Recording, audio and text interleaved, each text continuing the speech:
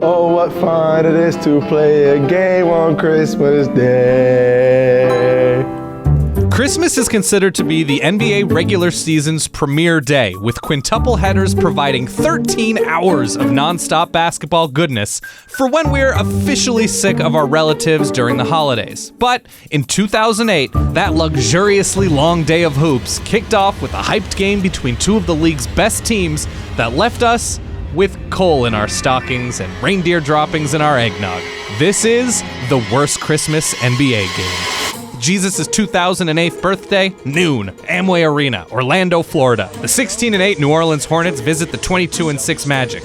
Both teams are fresh off rare 50-win seasons and have started this year with a bang. This game, by the way, is presented by Paul Blart Mall Cop.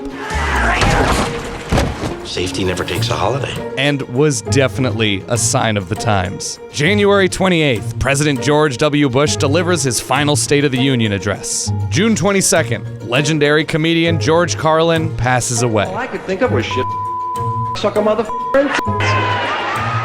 August 29th, Republican presidential candidate John McCain chooses Sarah Palin as his running mate. December 1st, on the same day that the National Bureau of Economic Research declares the American economy as being in a recession, the Dow goes down 680 points, the fourth worst drop ever. What in the world is happening on Wall Street? Fast forward to Christmas. While you're unwrapping presents, the Hornets have just 4 points and already down a dozen halfway through the first quarter. And this Mikal Pietrus 3-ball means the quarter ends with the Magic doubling up the Hornets, mostly led by Beyonce's high school classmate, Rashard Lewis, who drops 11 points on 4 of 5 shooting in the opening frame. The bummer about this game is that the rest of the day's games are awesome. At 2:30 in Phoenix, Grant Hill puts the Suns up on the Spurs with just 4 ticks left before Roger Mason rips their heart out with the triple at the buzzer. If you don't like that, the CW's got A Town Without Christmas, where Deborah from Everybody Loves Raymond learns the true meaning of Christmas. Deborah!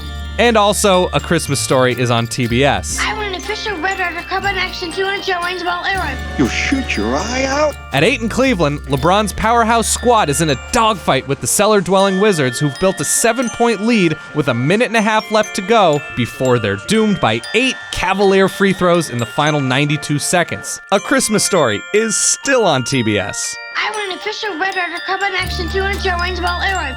You'll shoot your eye out, kid. Back to Orlando, where an exasperated Byron Scott, the reigning coach of the year, hates everything. What was worse, offense or defense for you? I think both were pretty bad. And it doesn't help that with Antonio Daniels sidelined, his Hornets literally don't have a backup point guard. So, even though Chris Paul is awesome and probably should have won MVP the prior year, he's basically flying solo. And with CP3 resting to open the second quarter, Julian Wright, a man who's yet to have more than 3 assists in an NBA game, mind you, is now running the offense.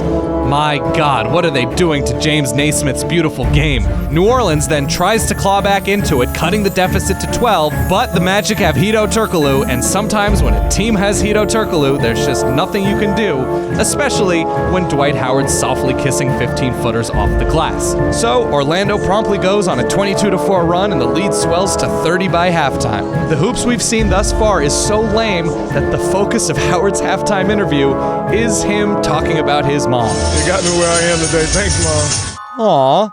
So here we are, less than 2 months into the season, and already 6 head coaches have gotten pink slips. The Raptors can Sam Mitchell, Philly dismisses Mo Cheeks, Sacktown boots Reggie Theus, the T-Wolves axe Randy Whitman, the Wiz 86 Eddie Jordan, and OKC, who 5 months ago officially hijacked the Sonics from Seattle, have kicked PJ Carlesimo to the curb, as the Thunder are the second team in the 21st century to drop 26 of their first 29 games.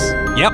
Meanwhile, here are the defending champs off to the hottest start in NBA history, becoming the first team ever to win 27 of their first 29 games. The second half starts pretty slowly because who the hell cares anymore? Nearing the midpoint of the third quarter, the Magic have hit just 1 shot, though one would imagine for the Hornets to pull a rabbit out of the hat, they'll have to start draining a bunch of threes. But Peja Stojakovic is shelved with back spasms, and turns out his replacement, Devin Brown, doesn't have quite the J Peja does. So the Hornets have shitty floor spacing and don't even hit their first tray of the game until the waning minutes of the third period. Also later, a finals rematch down in LA between the Celtics and Lakers is a tight game knotted up with 4 minutes left, but LA scores 13 of the game's final 15 points, snaps Boston's 19-game winning streak, and Phil Jackson becomes the fastest coach to 1,000 career wins. Oh, and Comedy Central has Billy Bob Thornton as a very filthy Kris Kringle. Shit, what you want? And A Christmas Story is still going. I want an official Red Undercover Action 200 showings while airing. The nightcap in Portland is also fun, but Rick Carlisle's wacky three-point guard lineup down the stretch is just too much for Greg Oden's knees to keep up with. And over on FX, we've got Home Alone. It's Kevin vs. the Wet Bandits. And of course, A Christmas Story. Oh, no, wait, it's just Family Guy reruns now. I'm making a spaghetti angel. Back to Orlando. After 6 quick Magic points to open the fourth, the Hornets wave the white flag with still more than 10 minutes to play.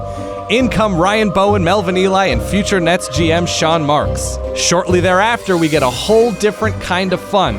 There's a timeout on the floor with 7 minutes and change left, and it's beyond clear that at this point, everyone just wants to go home and spend Christmas with their families. So over the next 5+ minutes of game action, the two teams combine to miss all 15 of their shots with plenty of sloppy turnovers mixed in, and the next point isn't scored until just 2 minutes remain when Bowen's steal and coast-to-coast finish is enough to wake Stan Van Gundy from his slumber.